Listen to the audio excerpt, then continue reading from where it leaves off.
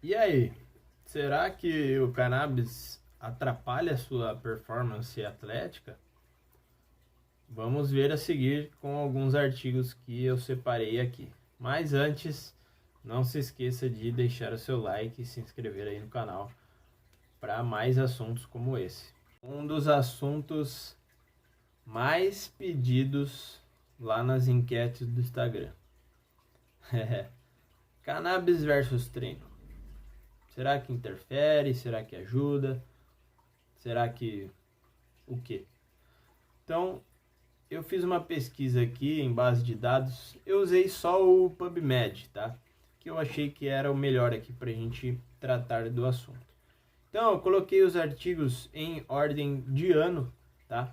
Para a gente ver como o assunto evoluiu ou não de lá para cá, tá? Então, começando aqui com esse artigo de 2013, é até de uns caras brasileiros, e ele trata dessa questão. Por que o cannabis é considerado doping no esporte? E segundo a WADA, né, a Organização Mundial Antidoping, ela coloca o cannabis em três critérios, né, que incluiriam ela na lista de proibição. Que, em primeiro lugar, seria capacidade de melhorar a performance. Segundo, risco potencial à saúde. E em terceiro lugar, seria ferir o espírito esportivo em geral. Né? Então, em primeiro lugar, por que isso aí melhoraria a performance? Já tinha alguns estudos na época, extrapolados da população geral, alguns estudos pré-clínicos também, que mostravam a melhoria, né, na ansiedade, no estresse, aliás, redução, né, do estresse, da ansiedade, alguns fatores relacionados ao ciclo do sono também, que melhoraria o ciclo do sono, e com recuperação de dores e uma ação, né, analgésica nesse sentido. Segundo lugar, risco potencial à saúde, ele relaciona isso à ingestão, né, da substância através da cannabis fumada, né, que traria riscos ao sistema cardiopulmonar e assim por diante. Em terceiro lugar, ferir o espírito esportivo é justamente porque em alguns países ela é legalizada, em outros países não é, então, em tese, isso prejudicaria alguns atletas e também, né, beneficiaria outros onde fosse legalizado e assim por diante. Seguindo, então, tem esse artigo de revisão que mostrou através de 15 estudos com protocolos de treinamento, né? E ele mostra lá que em nenhum deles houve melhoria, né, de aptidão cardiorrespiratória. Em 2 estudos, ele apontou lá para diminuição do efeito da asma do exercício, mas ele até inclusive falou que em alguns protocolos lá de força, houve diminuição, né, da força máxima feita pelos atletas, e alguns atletas, inclusive, não conseguiram completar o protocolo. Né? Imagina por que será.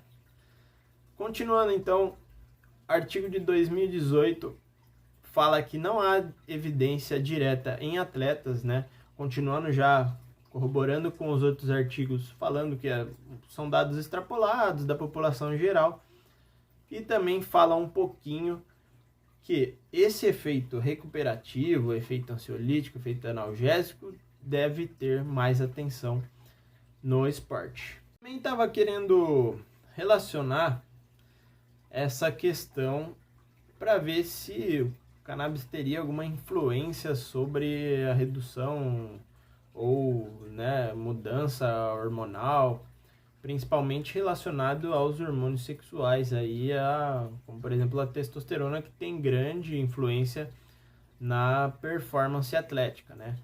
E então eu coloquei esse artigo aí da disfunção erétil e cannabis só para eu queria saber mesmo se existia alguma relação de diminuição dos níveis hormonais ou algo assim.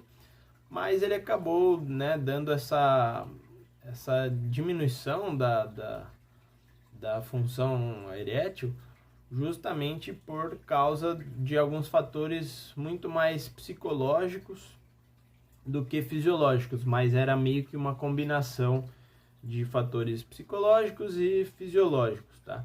Então ele pegou lá 5 estudos de controle de caso com mais de 3.000 voluntários e em torno de 1.000 e poucos eram usuários. E a incidência de disfunção erétil foi 4 vezes maior nesses usuários, porém não tinha nada relacionado a níveis hormonais, tá? Continuando então, esse artigo de 2020 aí já do ano passado, entendendo a terapia canábica, né, na medicina esportiva. Então ele já fala novamente aí, ele reitera que tem alguns estudos de alta qualidade, mas eles são limitados, justamente porque não trabalham com atletas, não trabalham com a especificidade. Eles utilizam dados extrapolados da população geral, da população em geral, e inclusive alguns dados pré-clínicos aí, né? Esse estudo é interessante porque ele fala que tem um possível potencial de recuperação para casos de concussão, né? Mas também estudo pré-clínico com animais e in vitro, né? Então, mas isso seria muito interessante para alguns esportes que têm muito impacto e risco de concussão, né? Como futebol americano, rugby, boxe, enfim. E ele também cita a inconsistência, né, e a inconstância da formulação, da pureza das variedades, né, de canabinoides, de THC, que tem por aí. Você não, justamente por não ter uma regulamentação muito controlada em cima disso, você não tem um rigor, né, um controle de qualidade sobre a quantidade, a dose e a farmacodinâmica, a farmacocinética, né? Continuando então, artigo de revisão de 2020 corrobora bastante com essa ideia aí também de que tem um potencial, né, bacana no sentido ansiolítico e analgésico, mas também falta evidências. E por último, esse artigo eu gostei do nome dele, né? É esse canabidiol, ergogênico ou o quê, né? E ele fala mais uma vez sobre o canabidiol ser um promissor, né, no domínio do esporte, né, justamente por ele ajudar nesse controle de ansiedade, ciclo do sono, dores. Porém, também ele fala, mas é tudo em teste clínico e a gente não tem comprovação em grupo de atletas que isso funciona. Mas vale colocar aqui que provavelmente, se funciona na população em geral, deve funcionar bem com atletas.